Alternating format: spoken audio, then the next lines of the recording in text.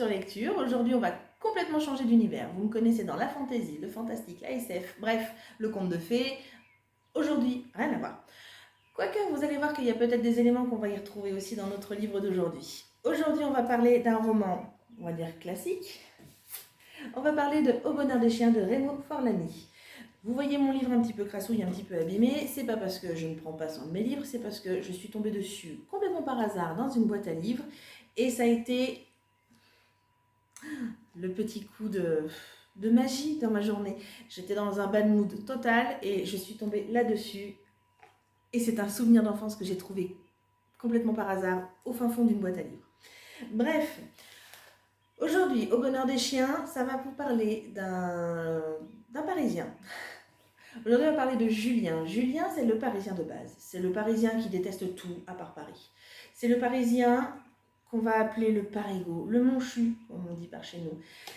Il est marié avec Jeanne. Jeanne, c'est la Parisienne. C'est la bourge de base. Fille à papa, qui vient d'une famille très aisée. Elle s'imaginait en épousant Julien qu'elle en ferait ce qu'elle voudrait, et notamment un écrivain à succès. Ça n'a pas marché. Il est devenu critique cinéma avec pas mal de succès à la radio. Julien a de la famille en Touraine. Il est parent avec la cousine Aurore qui a un château. Et son château, vous allez voir au début du livre, il n'a pas un langage très sympa pour sa cousine, ni pour son château, ni pour la campagne. Voilà, c'est pas Paris de toute façon. Donc le château, ça lui parle pas. Et malheureusement pour lui, je pense au début, à la fin, vous allez voir, c'est pas du tout la même chose. Mais malheureusement pour lui, au début du livre, sa cousine elle casse sa pipe et il en hérite de ce château. Et il a ce château en horreur. Et il n'est pas content du tout. Il veut refuser l'héritage. Il veut pas aller à la campagne. Il veut pas quitter Paris. Et il veut encore moins des 4 bichons de sa cousine dont il hérite avec le château en état de décomposition. Le château, pas les chiens. Et malheureusement, pour lui, sa femme, c'est une bourge, comme je vous ai dit. Elle est la grosse bourgeoise, elle en veut du château pour devenir châtelaine. Donc, elle lui liquide tout ce qu'ils ont sur Paris et ils vont s'installer dans les décombres de ce château. Bon, il n'est pas assez en décomposition que ça, le château, il n'est pas dans un état aussi lamentable. Ils font des travaux. Elle espère que dans un joli bureau tout neuf, dans ce beau château à la campagne, il deviendra l'écrivain qui n'était pas à Paris. Raté. Il faut trouver un plan B pour sauver les finances du ménage et restaurer le château. Qu'à cela ne tienne, ils ont 4 chiens, ils savent s'en occuper. Et pourquoi pas ouvrir une pension pour chiens dans un cadre idyllique. Voilà, pension de chiens pour gros richetons. Et dites-vous que ça marche sur un coup de bluff, ça marche. Le coup de bluff de Jeanne fait que ils commencent à avoir des chiens qui arrivent en pension chez eux et qui font rentrer pas mal de sous. Et Julien, il déteste les chiens.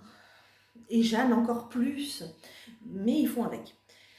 Et au fur et à mesure, vous allez vous rendre compte que Julien, il commence à s'y faire un petit peu à sa vie à la campagne, à sa vie pas de château, parce que c'est pas vraiment un château, il se prend pas pour un gros bourgeois, il se prend pas pour un châtelain, il se prend juste pour quelqu'un qui vient vivre à la campagne. Et puis il décompresse en fait. Finalement, c'est peut-être pas si mal d'avoir quitté Paris, c'est peut-être pas si mal de relax. Et finalement, les chiens, c'est pas si nul que ça, parce que c'est quand même la bonne excuse pour aller se promener et pour faire un peu n'importe quoi avec les chiens. Donc vous allez voir que la mentalité de Julien, elle commence à évoluer. Il fait des rencontres aussi. Il va rencontrer Magenot, un vieux fou de vétérinaire, mais complètement... il est pas sous, il est mariné dans le vin. Voilà. Donc il va faire des rencontres comme ça, une gentille postière, une gentille boniche, bref... Il va faire des rencontres assez sympas, un peu saugrenues, mais sympas, et qui vont lui changer la vie à ce brave Julien.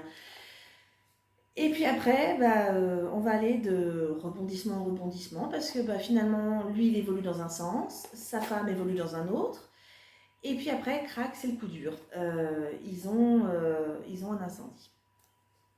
Je vous dis pas tout ce qui se passe, parce que j'ai quand même envie que vous lisiez le livre, c'est un peu le but, de vous donner envie. Moi, ça m'a fait écho un petit peu à ma situation. Ma maison a brûlé il y a 1 an, lui, son château prend feu. Bref, Du coup, je me suis dit, oh le pauvre, il va avoir plein d'ennuis, comme moi. Ah non, c'est pire pour lui. Donc, on a de la compassion pour ce pauvre Julien. Et puis, bah, malgré tout, en fait, c'est plein d'espoir. C'est plein d'espoir, c'est plein de courage, c'est plein de fraternité. C'est un très beau livre. Il y a de très beaux sentiments. En gros, c'est un, c'est plein d'émotions.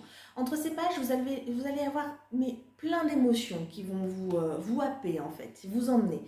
Et du coup, vous allez faire un très beau voyage à la campagne avec Julien.